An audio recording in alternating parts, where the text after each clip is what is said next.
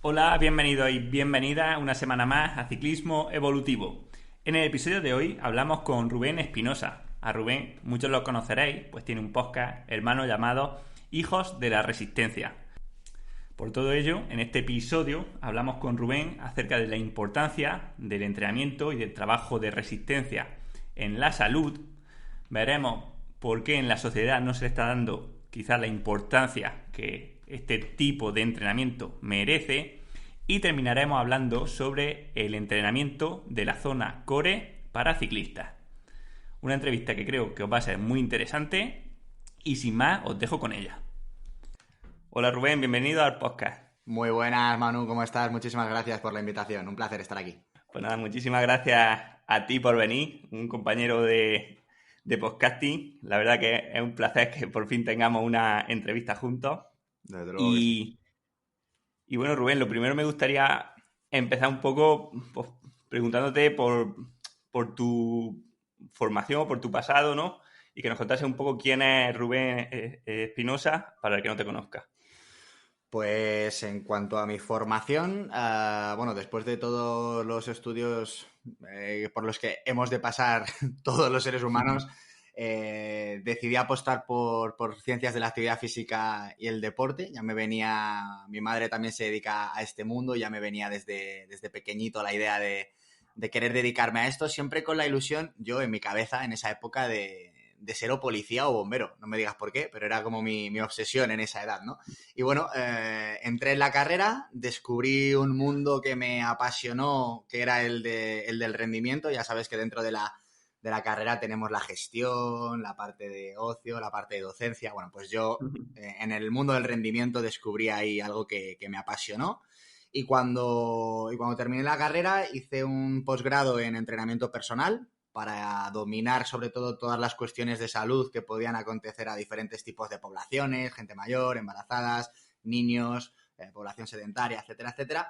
Y luego ya fue cuando aposté de lleno por los deportes de resistencia, cuando hice el máster de alto rendimiento en deportes cíclicos. Y bueno, pues a partir de ahí han sido muchas formaciones, quizá que no estén a ese mismo nivel, ¿no? En cuanto a duración y contenidos, pero vamos, soy de los que apuesta por una formación constante y por especializarse o al menos intentar dominar bastante un nicho, un tema o algo que realmente te apasione, que en mi caso hoy en día son los deportes de resistencia.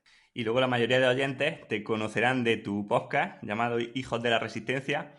Y como te decía antes, Hijos de la Resistencia es como un nombre de los que barajé yo al sacar también ciclismo evolutivo. De hecho, no sé si yo lo saqué a lo mejor un mes antes que tú o algo así.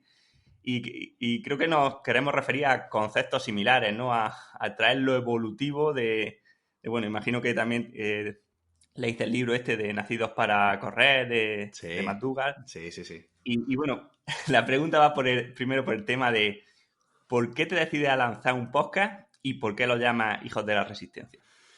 Pues mira, me decido a lanzar un podcast.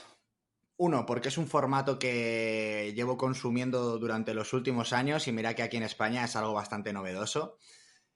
Y también porque tengo compañeros, tengo amigos cercanos que tienen sus programas, que les ha ido muy bien y que me han estado pinchando de Rubén, tienes que hacer esto, Rubén, tienes que hacer lo otro. Y nunca me atreví porque pensaba que realmente no valía o que no lo hacía bien. Hasta que un día dije, mira, macho, vamos a coger el toro por los cuernos, vamos a probar, vamos a lanzar el proyecto. Si no funciona o si a la gente no le gusta, es tan sencillo como dejar el programa, no pasa absolutamente nada, no había ningún tipo de compromiso. Y sencillamente me tiré a la piscina. Me tiré a la piscina y a la hora de buscar un nombre, pues ahí retomo lo que contabas tú antes. En ese sentido sí que vamos muy en la misma línea, ¿no? A mí me gusta mucho, por ejemplo, uno de los libros que siempre recomiendo es el de Sapiens, de Noah Harari, y ese tipo de lecturas que me hacen relacionar lo que somos respecto a de dónde venimos, a mí me aportan muchísimo y me hacen entender muchas, muchas cosas. Y creo que realmente hoy en día el tipo de sociedad o el tipo de personas en las que nos hemos convertido nos hacen devaluar muchísimo todo aquello que somos capaces de hacer desde un punto de vista evolutivo. Y el hecho de correr largas distancias y de los deportes de ultraresistencia, es un poco volver a nuestros orígenes y es un tributo a aquello para lo que hemos sido diseñados o aquello para lo que, gracias a lo que estamos hoy en día aquí. ¿Qué es lo que pasa? Pues que muy pocas personas hoy en día son capaces de desarrollar esas capacidades que nos han venido impuestas evolutivamente hablando, porque las hemos perdido, claro. Y de ahí el nombre. Pues genial. Y ya claro, la pregunta aquí es obligada. O sea, ¿somos hijos de la resistencia? ¿Estamos diseñados para correr? ¿Cómo podríamos demostrarle esto a alguien que piense que somos hijos del sofá? Pues mira, lo primero, decir que una persona desde que nace hasta que muere se va a adaptar a aquello a lo que haga. Si tú te pasas el día sentado en un sofá, acabarás con forma de sofá y si te pasas el día de pie, erguido, caminando, pues adoptarás una posición que cuando tengas 80 años se notará qué es lo que has hecho durante toda tu vida. Eso punto número 1. Punto número 2. Si estamos diseñados o no para correr, no es la misma pregunta de si estamos preparados hoy en día para correr. ¿Correr es lesivo? Bueno, vivir es lesivo. La gente se muere porque vive. La vida y el envejecimiento de las personas, fisiológicamente hablando, se resume en que nuestras células se reproducen, mueren, envejecen, se deterioran y por ello envejecemos. Por lo tanto, todo lo que implique el paso del tiempo lo podríamos catalogar como lesivo o destructivo si nos ponemos tiquismiquis. Entonces, claro, si nosotros analizamos el cuerpo humano desde un punto de vista anatómico y desde un punto de vista fisiológico y vemos aquello para lo que está diseñado, si estudiamos los huesos, las articulaciones, por qué tenemos esas articulaciones, por qué unas nos dan estabilidad y otras nos dan movilidad, por qué estamos así diseñados estructuralmente, pues nos damos cuenta de que, uno, estamos absolutamente creados para movernos y no para estar 10 horas sentados o 10 horas parados. Estamos diseñados también desde un punto de vista del sistema nervioso para socializarnos. La mente introvertida es una creación del siglo XXI, pero una persona introvertida hace millones de años no sobreviviría si no fuese capaz de establecer comunicación y de socializar con las personas. Y desde el punto de vista de la carrera, pues siento decirle a los amantes del sofá que sí, que estamos diseñados para correr desde un punto de vista evolutivo, por 5 razones principales, que además hay un episodio bastante chulo, uno de mis favoritos, en los que cuento esto, y hay varios puntos que nos hacen llegar a esta conclusión. Hay algunas estructuras en nuestro cuerpo que, si las estudiamos, nos damos cuenta de que están ahí para que nosotros seamos capaces de correr. Por ejemplo, el glúteo mayor es un músculo que a la gente le encanta verlo y es muy estético y hay muchos se pensarán que ese músculo está ahí para las revistas para Instagram y para Playboy. En absoluto. Nuestro glúteo mayor, cuando nosotros andamos, apenas se activa. Nuestro glúteo mayor se activa, uno, cuando haces hip thrust, que es un invento nuestro, de hoy en día, y dos, cuando corremos. Dile tú a tus ancestros o a tu tatarabuelo que hiciera hip thrust para activar el glúteo mayor. No, o corría o no lo activaba. Nuestro talón de Aquiles es un mecanismo que no necesitamos que fuese ni tan largo, ni tan efectivo, ni que fuese capaz de acumular tanta energía elástica para andar. Es una estructura que está diseñada para ser económicos corriendo. Nuestra capacidad de termorregular de esa manera, en la que lo hacemos, somos los mamíferos que mejor termorregulamos y eso nos convierte en seres vivos que somos capaces de desplazarnos muchísima distancia a altas temperaturas. Un ligamento nucal, por ejemplo, que nos permite también disociar el tronco del cuello y que nos permite correr mirando hacia adelante. Hay muchos otros animales que no pueden hacerlo. O sea, en definitiva, tenemos bastantes estructuras en nuestro cuerpo que están diseñadas para que nosotros seamos capaces de correr, no de una forma muy rápida, porque no somos los mamíferos más rápidos ni de lejos, de hecho somos de los más lentos, pero sí somos de los más resistentes. A lo largo de 24 de 48 horas, muy pocos mamíferos, por no decir ninguno, sería capaz de llegar tan lejos como nosotros si estamos entrenados sin haberse deshidratado previamente. Sí, sí, que muchas veces también tenemos esa imagen del Homo sapiens, de nuestros antepasados, como una persona que, no sé, que hacía grandes, que mataba grandes animales o levantaba grandes piedras, ¿no? Y realmente nuestra ventaja al llegar a la sabana era esa, ser capaces de recorrer mucha distancia buscando fuentes de alimentos.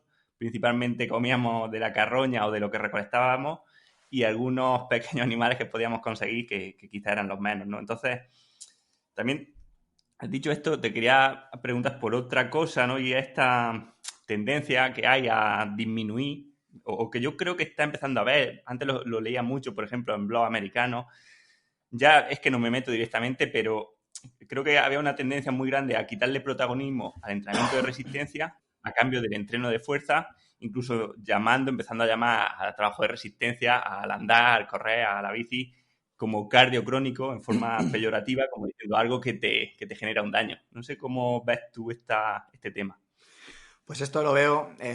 A ver, yo soy una persona que he sido siempre el raro en todos los grupos en los que he estado, ¿no? Cuando iba a halterofilia era el triatleta y cuando iba a triatlón era el que movía kettlebells, ¿no? Era como muy raro. Entonces, creo que tengo la capacidad de ponerme en la piel de muchas poblaciones distintas y en este caso el problema radica ahí, es una cuestión de perspectiva.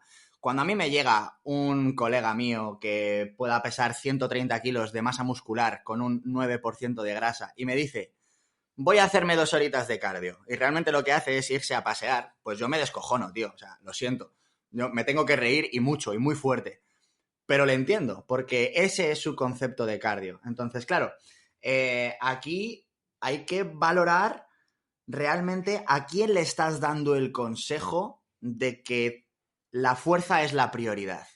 ¿Le estás hablando al humano medio de hoy en día? Porque el humano medio de hoy en día supone una tasa del 40% de, población, de obesidad en población infantil, muchísima gente con depresión, muchísimas personas con osteoporosis, con mala mineralización ósea, con muchos problemas metabólicos.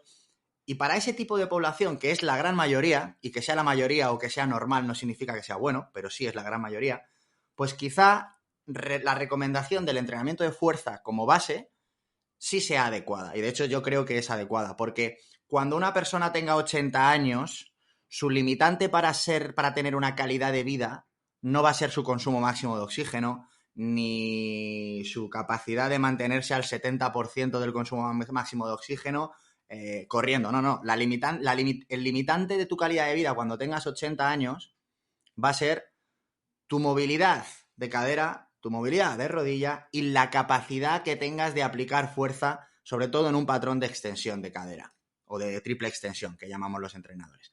Entonces, si tú garantizas que una persona de cierta edad es capaz de hacer sentadillas con su peso corporal, esa persona va a vivir mejor porque no va a tener problemas, va a ser mucho más independiente, no va a tener problemas para levantarse de la cama, para ir al baño, para bajar las escaleras, para salir de casa, para subirse al coche, para salir de él. Y eso es lo que nos garantiza a nosotros una población con una calidad de vida X. Ahora bien, si en vez de dirigirte a ese tipo de población que son la mayoría, te diriges a población sana, que ya tiene unos mínimos de fuerza y unos mínimos de otras capacidades, pues ahí ya yo discrepo mucho en eso de que el cardio sea algo lesivo, negativo o que pueda interferir en la salud de la gente. Hay que ver a quién le damos el mensaje y hay que ver a quién nos estamos dirigiendo, simplemente. No, al final, creo que una cosa y la otra tienen que ir de la mano. O sea, es que no puedes tener un consumo de oxígeno bueno si no tienes movilidad, si no puedes moverte, ni tampoco vas a poder tener fuerza si no tienes un mínimo de consumo máximo de oxígeno. Entonces aquí entramos en qué fue primero, la gallina o el huevo. También sí que hay estudios que correlacionan el consumo máximo de oxígeno y también algunos más prácticos, por ejemplo, relacionando la velocidad a la que una persona, o la velocidad máxima a la que una persona es capaz de andar a cierta edad, con su esperanza de vida que relacionaba muy bien. De hecho, aquí quizás incluso realizando un poco más el rizo, no sé, me cuesta ver cómo el entrenamiento de fuerza por sí solo, quiero decir, puede ser beneficioso para una persona cuando lo normal o lo que nuestro cuerpo esperaría en un estado natural es ejercicios de fuerza, pero más que de fuerza con movilidad o fuerza con trabajo excéntrico. Por ejemplo, cuando vamos andando, subiendo una montaña o bajando, que trabajamos bastante, yo qué sé, la contracción en excéntrico del cuádriceps, el glúteo, aunque yo creo que subiendo cuestas, andando, creo que sí trabajas porque por lo menos a mí me pica. Entonces, claro, ¿cómo somos capaces de unir estos dos mundos en un patrón de ejercicio para alguien, ¿no? Pues tú me decías que trabajabas también con personas como entrenador personal. ¿Cómo somos capaces de darle a alguien estos dos extremos sin caer en darle más importancia a una o a la otra? Pues mira, muy fácil. Uno, apartando el ego. Y dos, dejando de pensar que lo que nos conviene a nosotros le conviene a los demás. Porque está claro, Manu, que si yo pienso en el estímulo, en el mejor estímulo que yo te puedo dar a ti, a Manuel Solá, para mejorar tu rendimiento y tu calidad de vida, por supuesto que no va a ser algo que se reduzca al entrenamiento de fuerza, porque eso por sí solo a ti no te va a generar ni las adaptaciones que buscas, ni la calidad de vida y emocional y psicológica que buscas. Pero si tú coges a una persona que da 200 pasos al día y que el resto del día, o sea, que se levanta de la cama, que se va al sofá, que come, que se vuelve al sofá y que luego se acuesta por la noche, a esa persona 10 sentadillas al día les pueden suponer un punto de inflexión y le pueden transformar.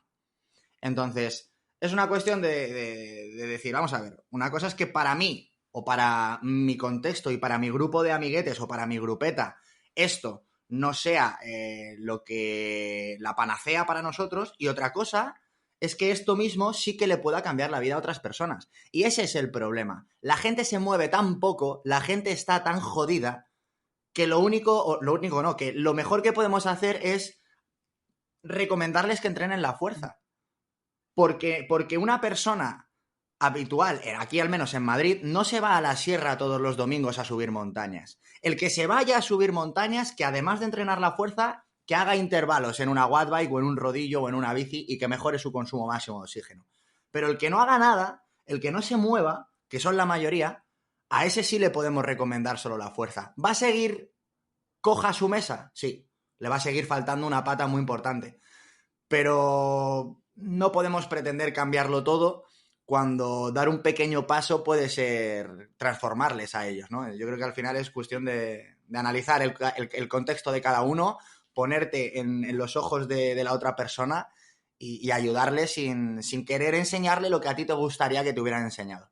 O sea, darle una base, ¿no?, de fuerza, de movilidad, y ya a partir de ahí tratar de desarrollar la resistencia, ¿no? Si se deja así, y si no, claro, es que yo ahora estoy hablando desde el punto de vista de entrenador personal a domicilio, que no tiene absolutamente nada con lo que hacemos tú y yo hoy en día. O sea, a ti hoy te van a llamar ciclistas y te van a llamar deportistas que quieran mejorar eso.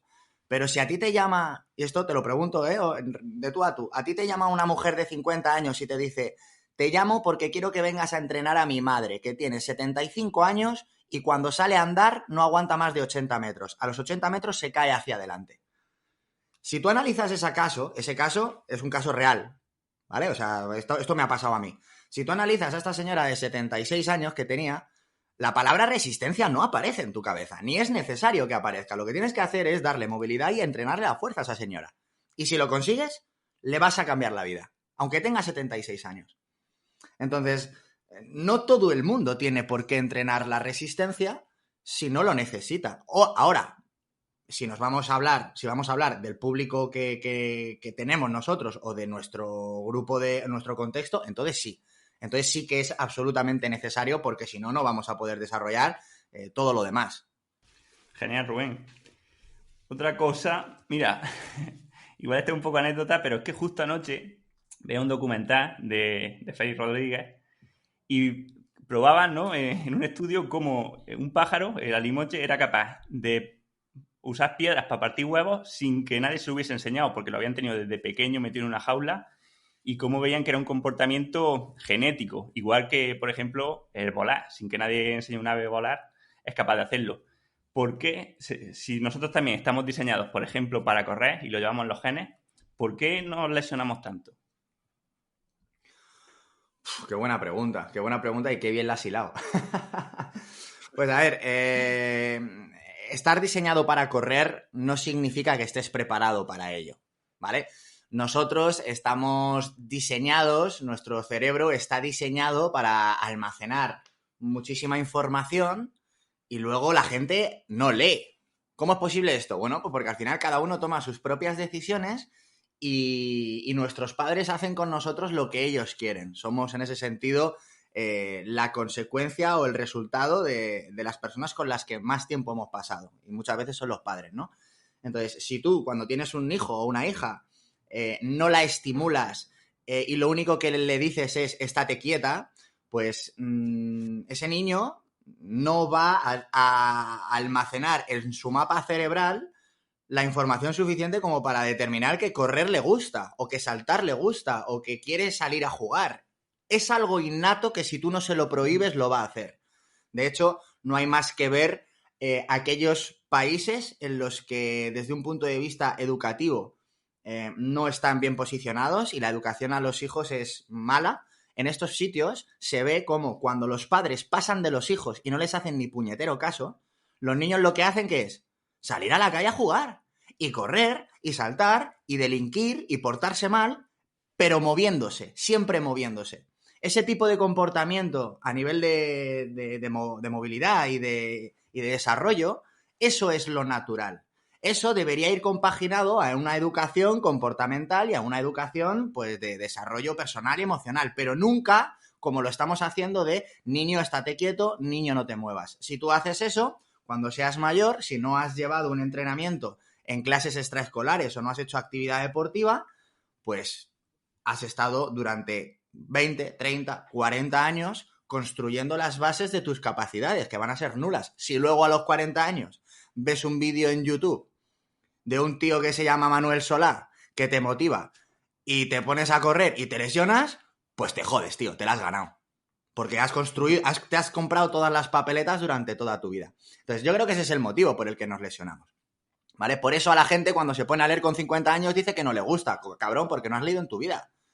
Entonces, es una cuestión de hábitos y una cuestión de preparar al cuerpo para lo que tú luego quieras hacer con él. O sea, lo que marquen tus genes o lo que hayan hecho nuestros antepasados no va a determinar aquello que tú seas capaz de hacer. Eso te lo tienes que ganar tú. Sí, ¿no? Al final, digamos que hemos degradado, ¿no? Nuestro patrón motor, porque, no Absolutamente. sé, cuando veo a alguien que domina, no sé, Kilian, por ejemplo, Kipchoge, Guerrero antiguamente, si te fijas, son todo gente que no ha parado nunca de correr desde pequeño, descalzo, con zapatillas, da igual, pero gente que no ha parado y ahora dice, joder, hacen un montón de kilómetros a la semana y no se lesiona. Y en cambio, otra persona, o yo ahora me pongo a correr después de tanto tiempo en bici, y es que al tercer día ya acabo con tendinitis. Claro, es que nosotros cuando estudiamos las adaptaciones del entrenamiento, los métodos de entrenamiento, estímulo-respuesta, nos enseñan las adaptaciones agudas, las adaptaciones a medio y a largo plazo. Pero hay otra serie de adaptaciones que es muy difícil de encontrar en los libros y que los deportistas, sobre todo los nobles, no entienden o no quieren entender, que son adaptaciones que no se consiguen ni en un mes, ni en un año, ni en 5, ni en 10. Son adaptaciones, pues no sé si decirlo, crónicas, pero si un niño empieza a los 5 años a montar en bici y desde que tiene 5 años hasta que cumple 20 va al colegio y vuelve en bici todos los días, estás construyendo una máquina estás construyendo una bici humana. Entonces, cuando esa persona tenga 25 años, es muy difícil que se lesione por meterle un volumen muy alto en un patrón de bici, o podemos trasladar esto a la natación, a la carrera o a cualquier otro gesto deportivo. ¿Significa esto que hay que sobreexponer a un niño a la bici, a la carrera? No, no significa eso. Simplemente significa que ese es el motivo por el que a veces surgen talentos, surgen estrellas y surgen personas que no se lesionan nunca. No es que les haya tocado Dios con la varita, es que en muchas ocasiones lo han hecho desde niños. Luego hay otras circunstancias y otras personas que no lo han hecho nunca y tienen un don, tienen un talento y además de hacerlo muy bien, pues también resisten mucho. También puede pasar. Y esto, por ejemplo, lo vemos mucho en CrossFit. CrossFit es un deporte muy nuevo desde el punto de vista histórico. No sé cuántos años tiene, pero no tiene muchos años. Y hay auténticos atletas que no se lesionan. ¿Cómo es posible? Pues porque están muy fuertes. Esa es la respuesta. Están tan fuertes que a pesar de lo que hacen no se lesionan. Pero al final yo creo que en nuestro caso, en los deportes de resistencia, que alguien no se lesione tiene más que ver con lo que ha hecho durante toda su vida que con lo que ha hecho en los últimos 3 meses. Claro, al final este concepto de epigenética, de que podemos tener unos genes, por ejemplo, relacionados pues con el fortalecimiento de los huesos, de los tendones, que se expresan o no en función de lo que hagamos de jóvenes. También hablaba de la sobreexposición a los niños, y esto es una cosa que me gustaría ver cómo lo ves tú, porque creo que ahora ya el pensar que estamos sobreexponiendo a un niño, que estamos dando mucha caña, está en un umbral muy bajo con respecto a lo que ellos pueden soportar. O sea, estoy seguro de que tú o yo, cuando éramos jóvenes, a mí por suerte aún me pilló la época donde no teníamos redes sociales, por ejemplo, y joder, que era todo el día haciendo deporte y no nos sobreentrenábamos, ¿sabes? Y no sé, no perdimos cualidades. Y ahora cualquier padre puede pensar que por llevar a su hijo a karate a una hora y a otra fútbol ya le está dando mucha caña. Totalmente. Totalmente.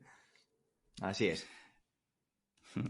De hecho, bueno, relacionado un poco con esto, la verdad, me ha dado un poco de pena el tema de cómo hemos gestionado esto de la situación en la que estamos viviendo, de coronavirus, sobre todo porque me dio una sensación como de que perdimos una oportunidad, sobre todo en la vuelta a la normalidad de este verano, ¿no?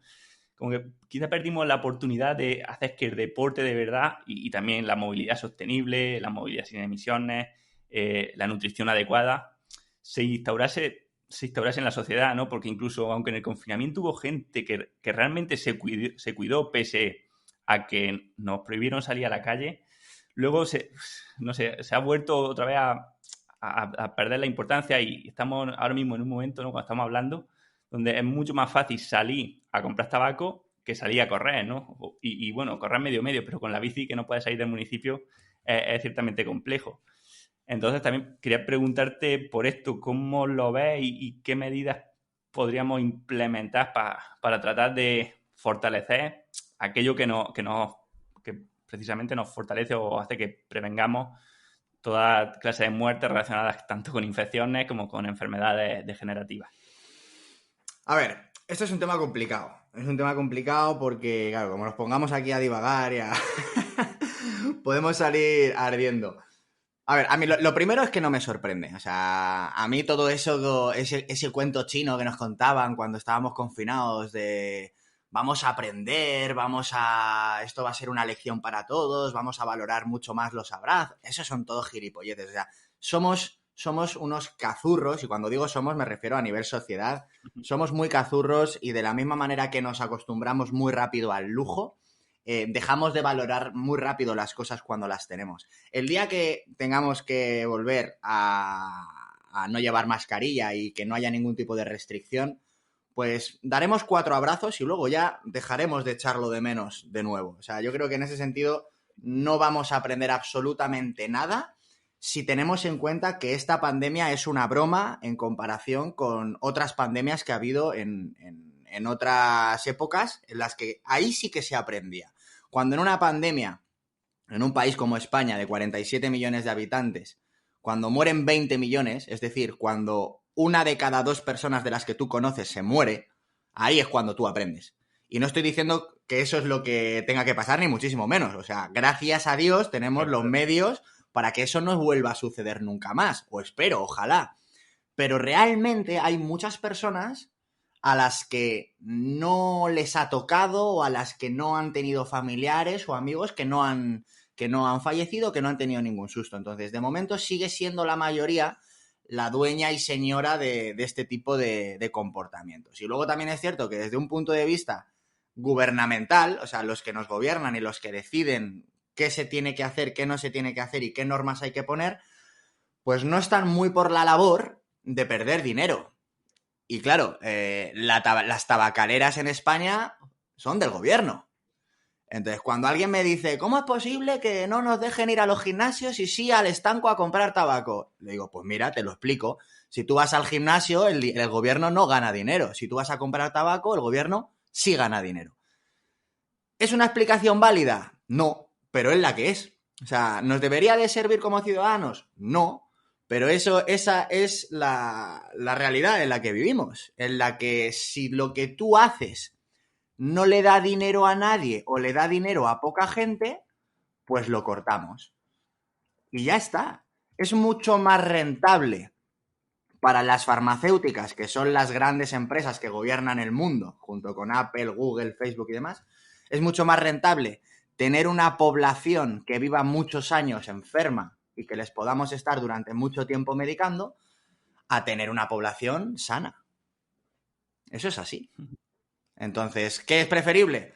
Pues es muy preferible recomendar el Danacol para el colesterol, que por cierto es una puta mierda, que recetar una prescripción de ejercicios adecuada que pueda disminuir tu colesterol. Es más rentable recetar una pastilla que vas a tomarte hasta que te mueras. Pues esto es un poco trasladado al COVID, ¿no? Es un poco lo mismo. Sí, sí. Y luego que a veces no saben ver efectos de segundo orden. De hecho, hay algunos estudios que, bueno, el otro día lo leí, no recuerdo el autor, pero donde decían que por cada euro que se invertía en deporte, por ejemplo, en poner más polideportivos, en zonas verdes, en subvencionar la práctica deportiva, se ahorraban 10 euros del sistema público de salud, porque al final, pues eso son muchos cánceres, muchos infartos, son muchas enfermedades crónicas que hay que tratar. Y cuando aún y así no se ayuda al deporte, seguimos teniendo un 21% de IVA, por ejemplo, ¿no? Cuando un deportista nos habla y trabaja con nosotros, vale lo mismo que comprarse un yate, ¿no? Es un artículo de lujo, nuestro servicio personal a este deportista. Entonces, lógicamente, estamos en una sociedad que desincentiva el deporte y ahora estamos en la crisis, se está viendo más. Entonces, es que parece tan claro que uno se pregunta hasta qué punto no hay ahí gato encerrado, Lo ¿no? No hay, hay... lo hay al 100%, Manu, lo hay al 100%, porque ese discurso es cierto, o sea, si tú inviertes un euro en ejercicio, vas a ahorrar 10 en sanidad, pero hay un apellido que no estás poniendo, y no te lo digo a ti, lo digo a este discurso que es el que nos han dicho siempre. Tú ahorras 10 euros a la sanidad pública, pero a la vez que le estás ahorrando 10 euros a la sanidad pública, le estás quitando 100 euros a la sanidad privada o a la sanidad concertada. Entonces, claro, si yo soy la sanidad privada o yo soy el que negocia con los hospitales privados de Madrid, que en este caso seguramente sea el ayuntamiento, o otro círculo de empresas que al final reportan beneficios a los que gobiernan, pues volvemos a lo mismo. Si no invierto ese euro en ejercicio, voy a perder 10 euros en sanidad pública, pero voy a ganar 1.000 con la gente que se trate en los hospitales privados. Entonces, eso es lo que no nos están contando. Entonces, ahí está el gato encerrado, en que lo público, que es lo de todos, nos sale muy caro por no tener a la gente sana. Pero lo privado, que eso no es de todos, eso ya no es nuestro, es de unos pocos, pues ahí es donde ellos ganan dinero. Es así de sencillo. Claro, claro, hay gente y bastante poderosa que su modelo de negocio es la antisalud, la enfermedad. La gran mayoría, por no decir, bueno, no, todas no, ¿no? Pero nosotros también formamos parte de ese juego, aunque no queramos. Porque empresas como Facebook, como Amazon, como Apple, son empresas que nos hacen la vida mucho más fácil, pero que ya están empezando a degenerar nuestra salud mental, a crear ansiedad, a crear depresión, estrés, a limitar la interacción social. Están empezando a afectar ya en nuestra salud y eso solo va a ir a más. Y nosotros también somos partícipes de ese juego. Entonces, es un debate muy difícil, muy, muy interesante, pero que es muy delicado. Es muy delicado porque al final todos también formamos parte de esto, ¿no? Entonces si yo ahora me pongo a decir aquí cosas que pueda pensar, seguramente hubiera alguien que me diría, sí, Rubén, pero tú también formas parte de eso o tú también te puedes llegar a lucrar en algún momento de X cosa. Yo qué sé, es complicado. Pero sí, desde luego que la antisalud da mucho a pasta. Y eso es una realidad como un templo. Porque no hay nada que una persona valore más que es su vida, sobre todo cuando está a punto de palmarla o cuando está mal. Y cualquier persona daría lo que fuese por quitarse un dolor o por alargar la vida de los que tiene al lado. Y cuando esa cualquier cosa se traduce en dinero, pues voy a intentar darte una solución para que me des tu dinero. Entonces prefiero que estés malito para poder cobrarte. Es así. Así es, así es. Bueno, si podemos hacer algo nosotros desde aquí, por lo menos para intentar compensar el daño que por otro lado hagamos, quizás sea esto, poner en valor los beneficios del ejercicio. Por ejemplo, ahora que acaba de salir la vacuna, ¿no?, del COVID, no sé exactamente cuánto vale, pero lo que me pregunto, ¿qué pagaría la gente por una vacuna que imitase, solamente que imitase, que igualase los beneficios del ejercicio físico? Porque sería la píldora milagrosa, ¿no? La píldora mágica. Pues no sé cuánto le podría pagar poner cada uno, pero lo que sí que tengo claro es que todo el mundo se la tomaría. Me da igual lo que la gente estuviese dispuesta a pagar, pero si tú le coges a una persona, da igual la que sea, da igual el nivel intelectual o cultural de la persona, si tú a cualquier persona de este planeta le pones una pastilla delante y le garantizas que esa pastilla le va a mejorar el humor, le va a mejorar la calidad del sueño, le va a poner más fuerte, le va a hacer sentirse más segura de sí mismo, va a mejorar sus relaciones sociales, le va a hacer mejor ir al baño, va a reducir su saciedad y va a mejorar su relación con la comida. O sea, si tú le garantizas... Es que es una puta pastilla mágica, es que tú lo has dicho, tío. O sea, tómate esto y va a mejorar todo en tu vida. Todo. Si eres empresario, va a mejorar tu facturación. Si eres padre, van a mejorar tus relaciones con tus hijos. Si eres pareja, vas a tener mejores relaciones sexuales con tu cónyuge. Esto es así. Y esto es lo que te da el ejercicio físico. Llámalo fuerza, llámalo movilidad, llámalo resistencia. Me da igual, tío. Entrena, muévete, haz algo. Y eso es gratis. Eso es gratis. Pero la gente no prefiere, o sea, quiere algo que tú le des, que se lo tenga que tomar y ya está. No están dispuestos a mover un dedo por ellos mismos. Y esa es la pena. ¿Y qué podemos hacer nosotros? Pues, tío, ya lo estamos haciendo. Tanto tú como yo. O sea, este programa tan maravilloso que has creado, todo lo que divulgas, todo el valor que aportas, cada vez llegas a más gente, cada vez empapas más con el mensaje que transmites. Yo creo que mejor labor que esa realmente no podemos hacer, sinceramente. Pues sí, a veces siento, no sé, como que nos faltase un pelín de autoridad o lo que sea. Te lo digo porque lo veo con mis familiares o algunos amigos, ¿no? Que les puedes decir, mira, esto, tienes que cambiar tu dieta y comer un poco más de esto, un poco más del otro, moverte y no lo hacen. En cambio, si van al médico y el médico le dice que salga a andar, salen a andar. Si el médico le dice que se tome esta pastilla, se la toman, ¿no? Entonces a veces como que Eso siempre va a pasar, Manu. Eso, no te frustres por eso, porque siempre va a pasar. Vamos, seguramente la madre de Marc Márquez, campeón del mundo de MotoGP, le diga a su hijo, ponte el casco y ten cuidado cuando salgas con la moto. O sea, seguramente. Entonces, al final, yo en mi casa, a mí no me hacen ni caso, ojo, Vamos, mi padre pasa de mí, mi madre se descojona, o sea, mi hermano me llama coach, me vacila y me dice, ¿qué pasa, coach? Pero vamos, que esto es normal. Al final, en nuestra casa, también hay que entender a nuestros padres, ¿no? Por muy referencia que tú puedas ser en tu sector o por muy bueno que tú puedas ser, tú para tu padre vas a ser su hijo y tú para tu madre vas a ser siempre su niño. Y eso no va a cambiar. Pues sí. Bueno, Rubén, hace 3 o 4 programas, no sé, de tu podcast, hablabas de los beneficios que tiene el ejercicio físico, tanto en el aspecto físico como en el mental, ¿no? Y es algo de lo que no hemos hablado todavía mucho hoy y me gustaría preguntarte por eso, ¿no? A ver si nos pudiese hablar un poco de estos beneficios del ejercicio en el aspecto psicológico, emocional. Pues sí, se publicó una revisión de estudios, creo que fue el 4 de noviembre, creo recordar, que hacía mucha falta. Cosas que muchos sabemos o creemos saber, pero que hasta que no llega un estudio o una revisión de ese tamaño o de ese alcance, pues no asentamos sobre la mesa. Y yo lo que hice en ese episodio, que para mí es uno de los más reveladores del programa, es realmente no ir en contra de la afirmación de que la fuerza es la panacea, ya lo hemos explicado antes, pero sí romper una lanza a favor del entrenamiento de resistencia de cara a lo que viene en los próximos años. Y cuando digo los próximos años me refiero a que el concepto de salud no es un concepto estático e inamovible. Si tú le preguntas ahora a una persona qué considera que es su salud, la respuesta va a ser muy distinta a la que nos hubieran dicho nuestros abuelos o la que pudieran decirnos nuestros nietos, ¿no? Entonces, en ese sentido, hoy en día nosotros tenemos una serie de problemas sociales, globales, que hace 100 años no había.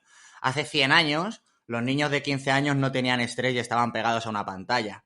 Hace 100 años la gente no se moría a los 85, se moría a los 25 o a los 35 de media. Entonces, la salud ha cambiado. La salud ha cambiado de tal manera que ahora la salud física ya no es solamente lo importante. La salud mental es casi igual o más importante que la salud física. Porque si tú le preguntas a cualquier oyente de tu programa, y esto es una pregunta que le hago a los que nos estén escuchando, ¿qué prefieres, vivir muchos años o que los años que vivas tengan mucha calidad y que seas feliz? Probablemente la gente conteste la segunda opción. Entonces, claro, si nosotros queremos ser felices y queremos tener calidad en nuestros años, tendremos que cuidar y tendremos que alimentar nuestra salud mental. Y ahí es donde los deportes de resistencia tienen un papel fundamental que creo que pisa y deja por los suelos al entrenamiento de fuerza. Sinceramente. O al menos a mí no me proporciona las mismas sensaciones, el mismo bienestar el hecho de estar en una sala mirándome al espejo y moviendo hierros que el hecho de irme con mi bici a la montaña a disfrutar de la naturaleza. Es muy diferente, ¿no? Entonces, creo que los deportes de resistencia de aquí a unos años van a suponer un punto importantísimo en la salud mental de las personas. Y teniendo en cuenta que la salud mental va a estar equiparada a la salud física, pues ahí tenemos la respuesta.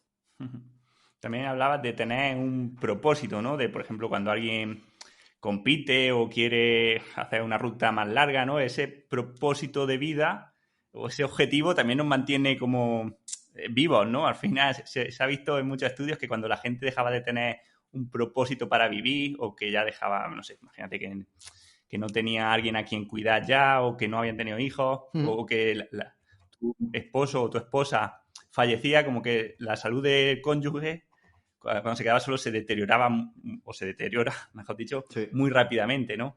¿Por aquí también puede ir un poco el beneficio? Absolutamente, absolutamente. Y esto también lo podemos comparar con lo que sucedía hace 100, 200 o 300 años. Hasta hace 150 años aproximadamente, el hecho de que no te iban a asesinar, bueno, 150 años no, ¿qué cojones? Hasta hace 90 años, el éxito de que no ibas a morir asesinado, el hecho de que no ibas a morir asesinado no estaba garantizado. Entonces, el simple hecho de sobrevivir a una guerra mundial, a una guerra civil, al hambre, a una pandemia, a la violencia que había en las calles, el hecho de sobrevivir ya era un propósito en sí mismo. Entonces, la gente tenía un propósito. Siempre ha habido un propósito de vida, sobrevivir. ¿Qué es lo que pasa? Que ahora cuando tú naces, tienes garantizado prácticamente que vas a tener agua potable en el grifo, que vas a tener la nevera llena, que no te va a faltar comida. Es más posible que mueras por comer mucho que por comer poco. Y claro, cuando tenemos tantas facilidades y cuando tenemos la posibilidad de nacer, crecer, desarrollarnos y morir sin levantarnos de un sofá, cuando esa posibilidad entra en juego, el propósito te lo tienes que buscar tú. Porque tu propósito no puede ser estar todo el día tirado sin hacer nada. Entonces, hoy en día, la gente necesita un propósito y ese es el gran dilema y el gran problema de la psicología hoy en día, no en nuestro país, sino en todo el mundo. Ayudarle a la gente a encontrar su misión y su propósito en la vida. Y cuando estás solo, cuando no tienes hijos, cuando no tienes papás, cuando no tienes familia, ahí es mucho más complicado. E independientemente de que tu situación familiar o de amigos y demás sea fácil o difícil, el deporte puede suponer un punto de inflexión en ese propósito. Porque realmente se puede convertir en una forma de vida o en un reto o en algo que a ti te motive, te llene y que te pases el día pensando en una prueba que tengas X día. Entonces, ahí creo que radica un poco el mensaje también de la dificultad que vamos a encontrarnos de aquí en adelante, que la gente realmente va a tener mucho más complicado el encontrar un propósito o un motivo por el que poder disfrutar de la vida, que no sea estar tirado, claro. Sí, sí, incluso la competición, aquí hay otra cosa, ¿no? Que creo que ahora se está como suavizando mucho, ¿no? O viendo mal la competición, por ejemplo, cuando nos hablan de cómo educar a los chavales, siempre se dice que no compitan, darle premios a todos por igual, ¿no? Y quitar esa competición de la vida, quizá también, en mi opinión, que quizás esté equivocada, es un poco antinatural. O sea, genéticamente, por supuesto que estamos diseñados para competir por los recursos, competir por los territorios e incluso por el acceso a poder reproducirnos o por el acceso al sexo. Entonces, la mayoría de gente que incluso ahora, en un mundo tan competitivo como estamos, acaba consiguiendo llegar arriba o simplemente teniendo un trabajo, un empleo, en base a competir, ¿no? Entonces, quizás, no sé cómo lo ves tú, pero quizás deberíamos dejar de demonizar el ser competitivo o competir en cualquier deporte.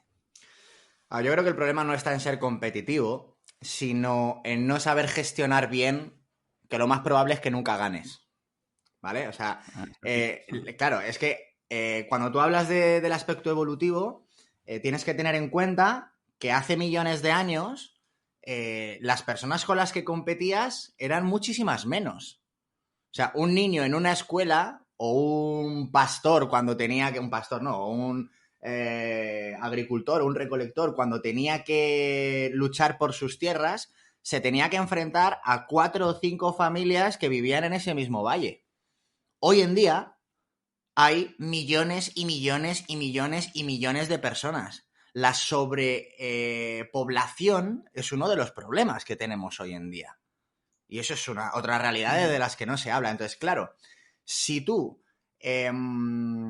educas a todo el mundo con ese carácter competitivo y con esa necesidad de superar al prójimo en un ambiente en el que hay tanta gente, pues al final, ¿qué es lo que vas a conseguir? Gente deprimida por no ganar, gente pisoteada y gente que pisotea. Entonces, creo que hay que diferenciar entre el hecho de ser competitivo, que el hecho de ser competitivo puede ser algo muy positivo si se convierte en que tú vas a intentar hacer siempre lo mejor posible, todo aquello que hagas para marcar la diferencia, no para ganar. El objetivo no puede ser ganar, el objetivo tiene que ser marcar la diferencia. Marcar la diferencia y que realmente, cuando tú hagas algo, tu esencia esté ahí, que hayas dejado huella y que se sepa que lo has hecho tú. Ahora, ganar o no ganar no depende de ti. Depende de cómo lo hagan los demás. Porque si tú haces 2 horas 10 en una maratón, eso no determina que ganes o no ganes. Determinará que ganes si no hay alguien que sea más rápido que tú.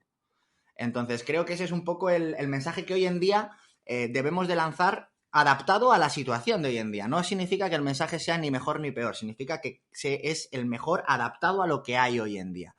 No demonizo las competiciones, me encanta que los niños compitan, o mejor dicho, que jueguen y que les guste ganar, pero también que sepan desde el principio que lo más probable es que pierdan. Eso yo creo que es la clave.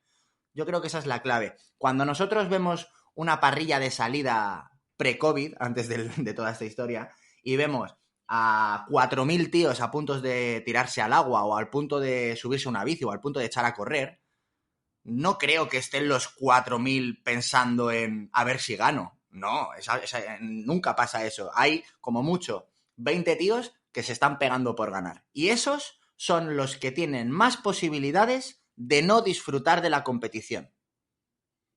Entonces, vamos a poner el foco en intentar mejorarse a uno mismo, en hacerlo lo mejor posible y en ser competitivo desde ese lado de la moneda, no desde el lado de tengo que ser el mejor. Ser el mejor no significa hacerlo lo mejor posible. Tú puedes hacer una mierda de competición y ganar, porque el resto no sean suficientemente buenas, ¿no? Exactamente, exactamente. Creo que ahí has has dado en el clavo, ¿no? Has resumido muy bien y eso, superarnos a nosotros mismos, pero sabiendo, pues bueno, dónde estamos y que no consiste tanto en ganarle a todos, sino en mejorar. De hecho, muchas veces se ve en las carreras, ¿no? Que el tercero está mucho más feliz que el segundo. A veces el que llega al 10 porque se ha superado, porque ha bajado 10 minutos su marca, está mucho más feliz que el que ha ganado porque, no, porque le quedaba chica la carrera, en fin. La verdad que de esto, Rubén, sí que podríamos hablar muchísimo, pero es que llevamos un montón de entrevistas y no te he preguntado por otro tema que quería hablar y es el trabajo del core, ¿vale? El trabajo del core es algo de lo que realmente no se sabe mucho tampoco en el ciclismo, o sea, porque hay estudios que dicen que funciona, estudios que dicen que no, ¿no? Que creo que quizá el efecto viene más a largo plazo en prevenir lesiones. Y bueno, viendo que es un campo que manejas muy bien, quería preguntarte un poco por el core o el trabajo de la zona lumbopélvica adaptado a ciclistas. Lo primero, ¿por qué? ¿Por qué un ciclista debería entrenar la zona core? Vale. Por dos motivos. Uno, porque va a quitarle papeletas de cara a posibles problemas que pueda tener en un futuro, partiendo de que la posición de un ciclista no es una posición anatómicamente, vamos a llamarlo, saludable. No sé si la palabra es saludable, ¿no? Pero tú que has visto mucho tema de Ergonómica. evolución y demás, eso es, ergonómica. O sea, la posición que adopta un ciclista durante 6 horas en una etapa no es, para eso sí que no estamos diseñados. Ahí tenemos que estar de acuerdo porque la bici no existía hace tropecientos mil años. Para eso no estamos diseñados. Entonces, como para eso no estamos diseñados, lo único que nos puede acarrear a largo plazo es problemas si no compensamos de alguna manera. Y ahí el papel del core es absolutamente indispensable. Y luego un segundo motivo es que mejora nuestro rendimiento. Mejora nuestro rendimiento porque nosotros en cualquier gesto cíclico contralateral, es decir, en cualquier gesto en el que movamos primero un hemisferio del cuerpo y luego el otro, en este caso pierna derecha, pierna izquierda, de forma alterna, tiene que haber un punto de unión, un nexo, que transmita la fuerza de una pierna a la otra.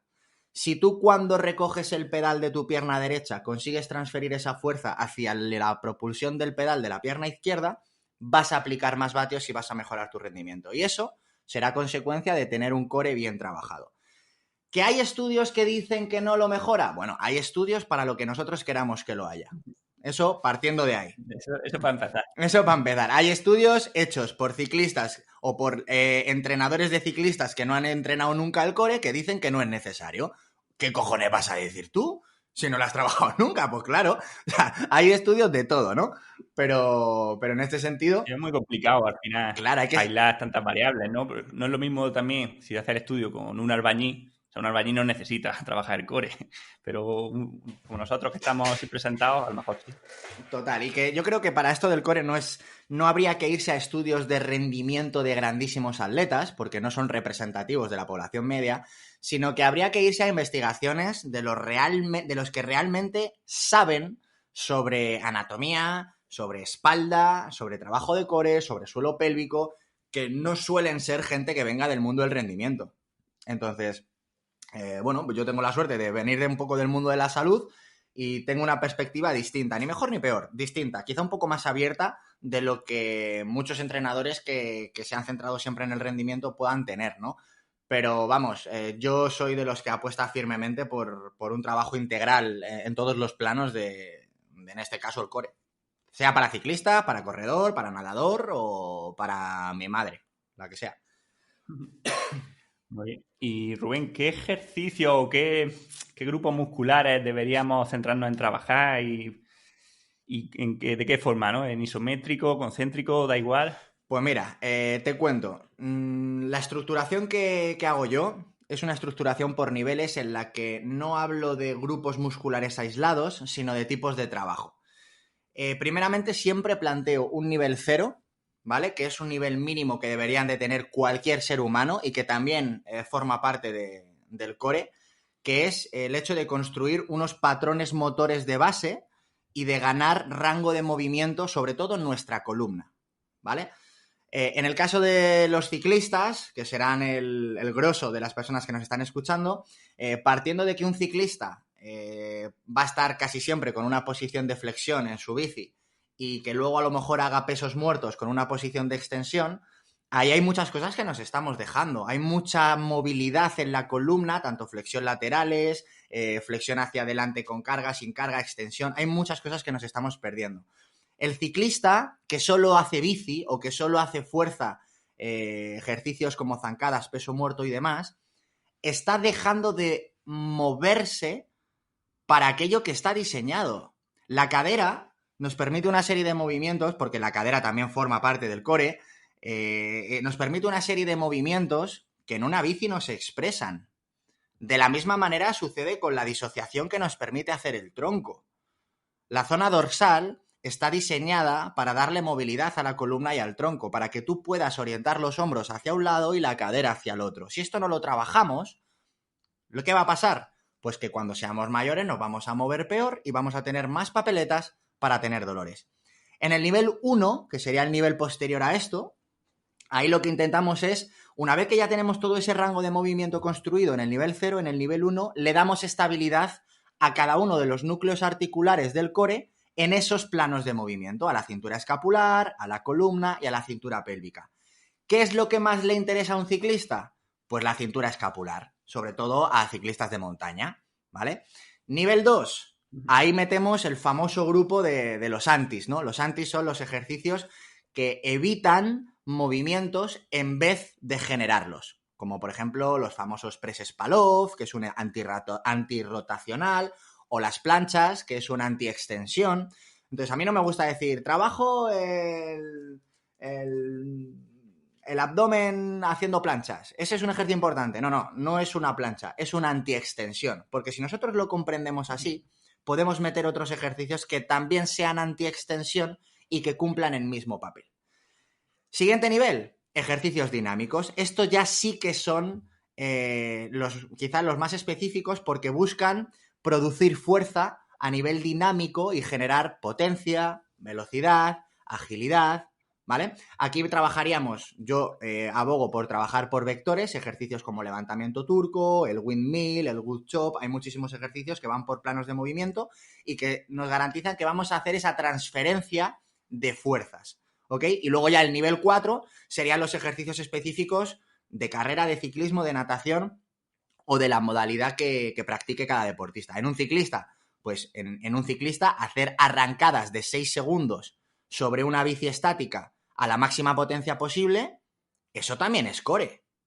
Aunque no lo queramos ver como tal, pero ahí también estamos trabajando el core, ¿vale? Eso sería un ejercicio número 4, que sería un ejercicio específico a lo más específico posible, que sería la directa aplicación de fuerza sobre el pedal, haciendo balanceo del cuerpo de un lado al otro. De eso se encargará tu core, ¿no? Entonces, a través de toda esta pirámide, a través del paso por el nivel 0, el nivel 1, el nivel 2, el nivel 3 y el nivel 4, podemos realmente entrenar con cualquier persona. Si nosotros cogemos a mi madre y le empezamos a trabajar el nivel 0, vamos a mejorar su capacidad motriz, su rango de movimiento y luego nos tendremos que ir al nivel 1. A partir del nivel 1, que hemos dicho que era el de mejorar la estabilidad de cada núcleo articular, ahí es cuando ya tenemos que empezar a ver qué es lo que le conviene a cada persona. Pero yo no concibo a un deportista de élite, sea futbolista, ciclista o me da igual, que no sepa la diferencia entre hacer un brace, un hollow o un leg width, que son las 3 activaciones o los 3 tipos de activación que tenemos para trabajar el core. Si tú no dominas eso, podrás ser un deportista de élite súper bueno y súper top. Pero como ser humano, como atleta o como máxima expresión de las capacidades físicas, estás incompleto, porque no lo dominas. Entonces, claro, creo que estas cosas son importantes. Y cuando tú le dices a un ciclista, y esto es súper curioso, mano, tío. O sea, cuando tú le dices no voy a decir ciclista, voy a decir triatleta, porque es el caso particular que yo me he encontrado. Cuando tú te encuentras a un triatleta de élite y le explicas la diferencia entre los distintos tipos de activación y le dices, mira, este tipo de activación lo vas a utilizar cuando tengas que reventar el pedal. Este tipo de activación lo vas a utilizar cuando vayas acoplado y este tipo de activación lo vas a utilizar cuando hagas pesos muertos a bajas repeticiones y cargas submáximas. Cuando le enseñas eso y el tío después te dice, hostia, tío, he mejorado en las 3 solo por la maldita respiración o solo por hacer eso. Ahí es cuando dices, ¿ves cómo te faltaban cosas? y pensabas que no. Entonces, creo que el core es mucho más que hacer hiperextensiones de espalda y mucho más que hacer crunch y mucho más que hacer planchas. Hay que verlo desde un punto de vista integral y dominar un poco todos los aspectos. Es complicado, pero bueno, para eso estamos aquí, ¿no? Para darle sencillez a esto. Pues sí, sí. Y Rubén, en casa, por ejemplo, ¿hay alguna, por ejemplo, posiciones a evitar para no dañar más o para no atrofiar la zona? Y luego si hay ejercicios, pues no sé, se me ocurre cosas que haga todo el mundo, sacar la basura o ordenar cosas, levantar o llevar las bolsas del supermercado. Eso también es trabajo de la zona core, ¿no? Absolutamente. Lo podemos contemplar así o lo podemos ver de una forma colateral, pero que el core se activa es absolutamente innegable, ¿vale? Los músculos respiratorios, o sea, el core está trabajando siempre está haciendo algo. Cuando tú respiras, la musculatura respiratoria intercostal está ahí funcionando de forma inconsciente y eso también forma parte del core. ¿Qué es lo que no debemos hacer? Cualquier cosa que implique estar parados. Si tú estás en una posición bien colocado, con tu columna extendida, suponiendo que estás en un falso respaldo y bueno, todo esto que nos han contado, que es estar bien colocado y bien sentado. Si tú estás bien sentado durante más de 30 minutos sin moverte, vas a empezar a generar una acidosis en la irrigación de la sangre que va a perjudicar el hecho de que llegue nutriente a tus tejidos. No quiero utilizar tecnicismos, a ver cómo lo digo, ¿vale? Pero si tú estás mucho tiempo en una misma posición sin moverte, la sangre va a dejar de fluir con la misma intensidad, el oxígeno va a dejar de llegar con la misma frecuencia y esos tejidos pueden empezar a sufrir alteraciones. A corto plazo no pasa nada. Si tú haces una plancha de 1 minuto, hoy no pasa nada. Pero si siempre que trabajas las planchas las haces de 3 minutos o de 1 minuto, es muy probable que estés construyendo unos discos intervertebrales que se puedan herniar en algún momento. Y lo mismo sucede cuando estamos en nuestro día a día. Me has preguntado que cuáles son esas posiciones que debemos intentar evitar. Cualquiera que esté prolongada durante mucho tiempo. Yo siempre recomiendo que es preferible alguien que se sienta como quiera, pero que cada 15-20 minutos se estire, se vaya a plancha, se haga una secuencia de movilidad rapidita y se vuelva a sentar como quiera, a alguien que esté sentado, que parezca que le hayan metido una estaca por el culo, que esté súper recto, pero que no se mueva durante 8 horas. O sea, prefiero el tío que se sienta mal y se mueve habitualmente, porque seguramente tenga un rango de movilidad en su columna que no le impida estar con un poquito de flexión, a ese que está súper recto, súper extendido, pero no se mueve nada en 8 horas. Entonces yo creo que va más de muévete todo lo que quieras que del hecho de decir no hagas esto, no hagas lo otro, porque ese tipo de mensajes al final nos llevan a no hacer nada, ¿no? Al miedo, como siempre. Entonces, bueno, es una visión particular mía, que no es ni buena ni mala, es la mía, sin más. No, sí, sí, es un aporte, vamos, yo creo que es buenísimo. Al final, que hay gente que sí, que se sienta muy bien, pero que no se levanta nunca. Y luego, vamos, lo ves, mira, ya como anécdota, que lo veo, por ejemplo, en los perros, en mis perros, que sí. Y si tú tienes, los verás que si retuercen, duermen doblados, pero la gracia está en que no se están quietos mucho tiempo y cada día se doblan para un lado y al final no acaban con problemas de espalda. Totalmente. En fin.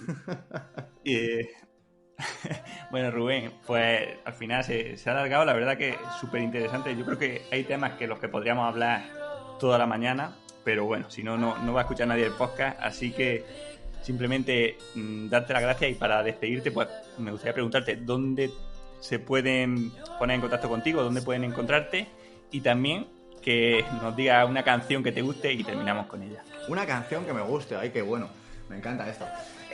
Pues a ver, me podéis encontrar bueno, para los amantes de este formato, en todas las plataformas de podcast podéis acceder al programa de Hijos de la Resistencia.